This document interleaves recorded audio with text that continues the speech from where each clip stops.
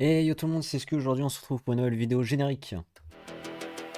Regardons Et les alors que le news, générique passe, j'aimerais juste probablement préciser encore des que faits causés par j'ai des déjà UFO. commencé cette vidéo. Parce que Et alors que mon ordinateur a crash, heureusement, je n'ai regardé que un post avant qu'il crash. Et ce post, je l'ai pas enlevé dessiné, donc on pourra toujours en reparler. Et ce post est... Attends, ce que je vais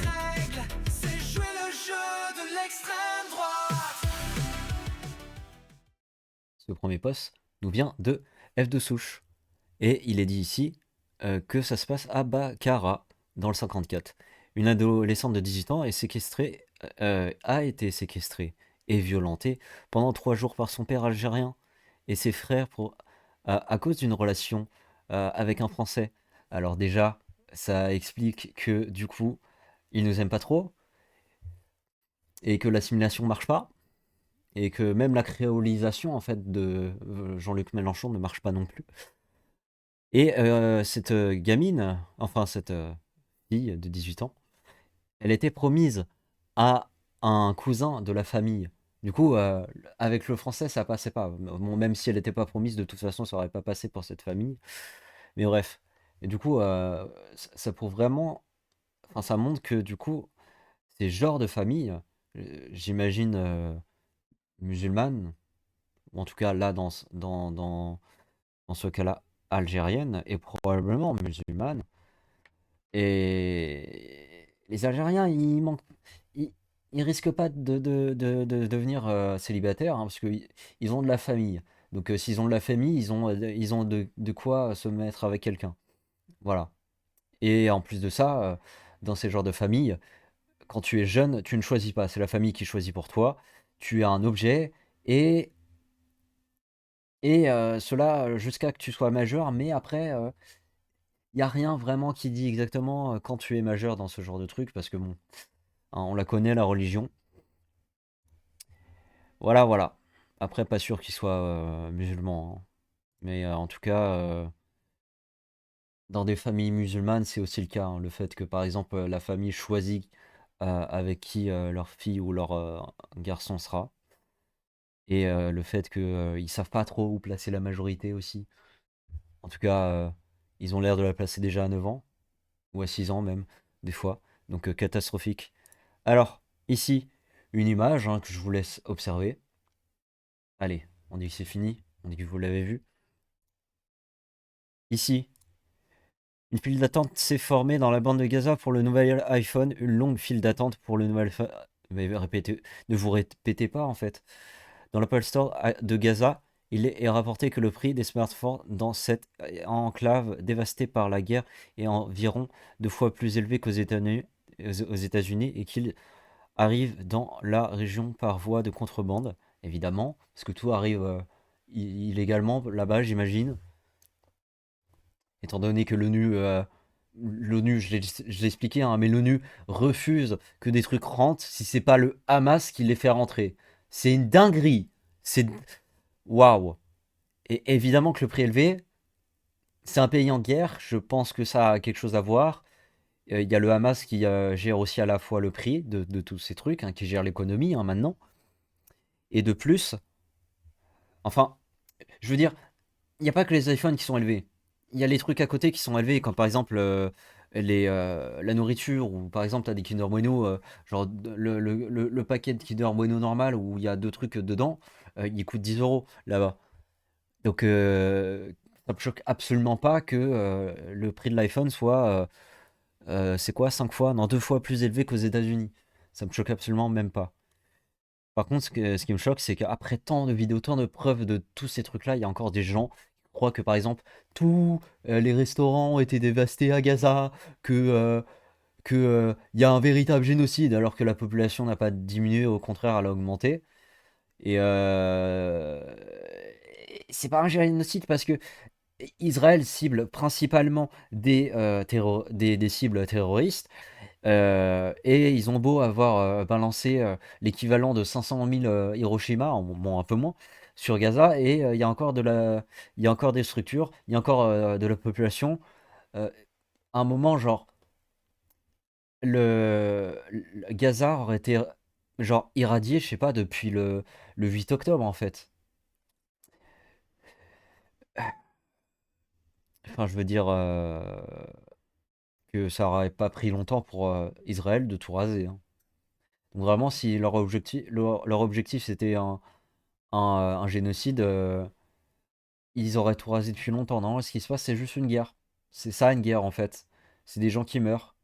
Non, non, la guerre, c'est pas des trucs matériels qui sont détruits. Non, non, il y a des gens qui meurent aussi.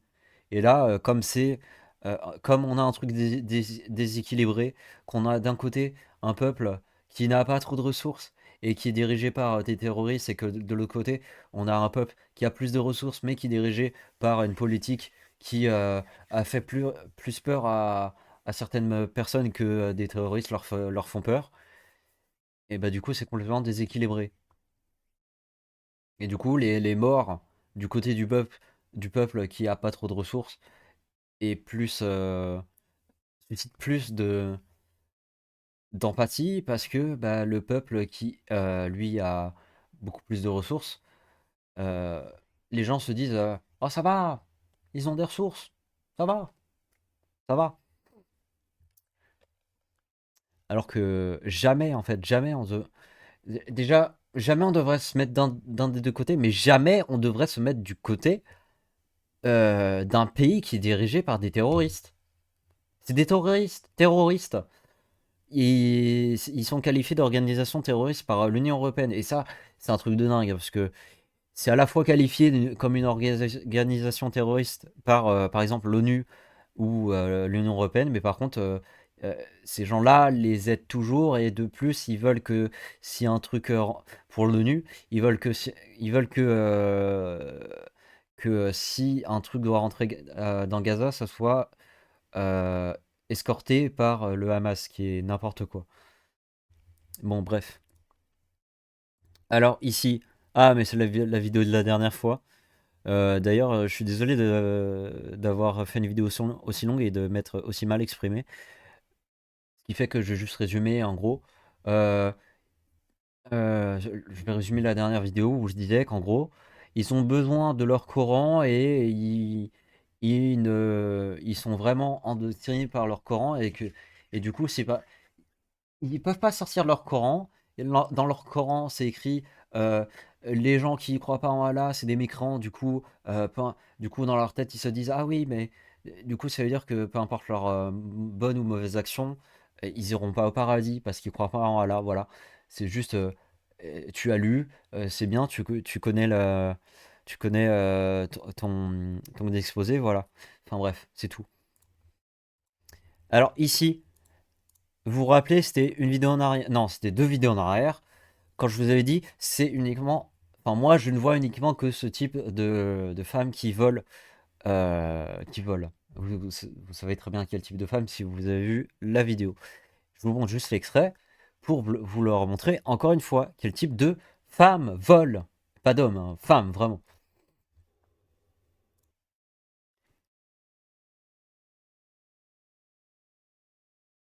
Vous voyez bien que c'est une femme voilée. Elle se dirige pour voler un colis Amazon qui était devant une maison. Allez, hop, ça c'est à moi, je me casse avec. Je vous vole l'argent que vous versez aux impôts, et en plus de ça, je vous vole vos colis. Chez. Alors ici, réaction à un poste de Manon Aubry, on va le dire. Au Congo, une mine de cobalt s'est effondrée. Au moins 70 mineurs sont morts. Ce cobalt, on le retrouve ensuite dans les batteries de nos téléphones et voitures électriques. Et pendant ce temps, la droite et l'extrême viennent de supprimer le devoir de vigilance au Parlement européen. Le sang sur les mains, c'est aussi le leur. Ça n'a rien à voir. En fait, qui envoie les gens tuer enfin, qui envoie des gens en mine potentiellement prendre des risques au point de se faire tuer? Bah, ceux qui commandent ces genres de produits, principalement. Derrière, on a les gens qui utilisent ces produits. Donc du coup, tous ceux qui fabriquent des téléphones, tous ceux qui fabriquent des voitures électriques, et qui prônent cela derrière, la gauche, au niveau des voitures électriques, hein. Les téléphones, ils s'en foutent un peu. Ils ont beau dire qu'ils sont contre, mais ils filment tout avec des iPhones. Et finalement, quand ils se rendent compte qu'ils ont besoin du capitalisme pour avoir ces genres d'objets-là, et que ce soit téléphone ou voiture électrique, ils sont obligés de critiquer quelqu'un d'autre. Et du coup, ils critiquent l'extrême droite. Et c'est parfaitement résumé dans le post de Dick Tavenir qui dit: ouin ouin, faut que toute la planète achète des voitures électriques parce que les voitures thermiques c'est facho. Alors, à l'époque, l'argument c'était que c'était moins polluant que les voitures thermiques, ce qui est complètement faux en fait. Tout ce qui est produire les batteries, extraire les composants de batterie, fabriquer les voitures et tout ça pollue plus que une voiture thermique. Et Et la suite du poste. Numéro 2. Oh merde, des mineurs meurent au Congo pour extraire le cobalt. Numéro 3. Bon, on va dire que c'est la faute de l'extrême droite, parce que tout est la faute de l'extrême droite, hein. Absolument tout, hein. Et tu sais, ils ont une force magique comme Allah. Et ces gens, ils croient tout le temps à ces forces magiques, alors que les forces magiques n'existent pas. Ce sont des conséquences individuelles à chaque fois. Si ces gens sont morts à un moment, c'est pas parce que quelqu'un a provoqué cette chute de mine. Le temps a fait ça, mais est-ce que le temps est causé par quelque chose? Non. S'ils sont morts, c'est principalement parce qu'ils ont accepté de prendre le risque de leur travail et on ne peut pas leur en vouloir. Ils ont accepté de prendre ce risque. Ils sont morts, tant pis pour eux. Si par exemple, ils étaient morts par accident, comme par exemple Matisse qui se fait faucher par un chauffard, là, on peut pas on doit en vouloir à celui-là qui a tué. Et on devrait plus s'inquiéter ça plutôt que des gens qui meurent dans des mines parce que eux ils l'ont accepté. Ils ont signé des contrats, s'ils en ont signé, en tout cas ils ont accepté d'être là pour travailler dans ces mines qui risquent, les mines risquent toutes de s'effondrer, peu importe lesquelles. Donc on peut pas en vouloir à quelque chose d'autre que en fait. J'ai dit on peut pas leur en vouloir, mais vous avez compris ce que je voulais dire. On peut pas en vouloir à quelque chose au-dessus de ces gens-là, parce que rien au-dessus de ces gens-là n'a causé cela. Euh, à part par exemple ceux qui, par exemple, ont organisé ce travail-là de mineurs. Ceux-là, on peut leur en vouloir. Après, ils ont sûrement, ces gens-là ont sûrement des assurances, ils ont sûrement de quoi se couvrir quand des gens meurent dans leur mine. Enfin, il y a plein de trucs, il doit y avoir plein de trucs. Mais individuellement, tu décides de travailler dans une mine où c'est dangereux parce que ça pourrait s'effondrer sur toi. C'est ta responsabilité. Tu t'engages par exemple, je sais pas, pour réparer. Enfin, tu t'engages par exemple pour réparer des éoliennes. Du coup, c'est haut et du coup, tu peux risquer de tomber si par exemple c'est tu t'attaches mal parce que t'es con. Là, tu peux t'en vouloir. Mais si par exemple le maternel n'est pas bon, bah là, il faudra en vouloir au système. Sauf que c'est absolument pas comme la mine. Là où la mine, c'est le temps. On peut pas en vouloir autant. On peut pas en vouloir autant. Le temps a choisi, à ce moment-là, la mine s'effondre. Voilà. On peut pas en vouloir autant. Alors ici, en islam, il est haram de se toucher la touche ou la tub car elle appartient à Allah. Et j'imagine que du coup, bah, quand deux humains se touchent, eux, tous les deux, c'est Allah qui se touche Allah. J'imagine. Mais du coup, ça veut enfin, vraiment. L'islam veut vraiment dire soumis, comme le dit psyodélique. Ça y est, on va me traiter de facho parce que j'ai dit ça, parce que j'ai parlé de psyodélique. Apparemment, je le connais, je reprends des phrases de lui. Vraiment, l'islam, c'est la soumission. Quand tu es musulman, quand tu crois en Allah, plus rien ne t'appartient et tout appartient à Allah.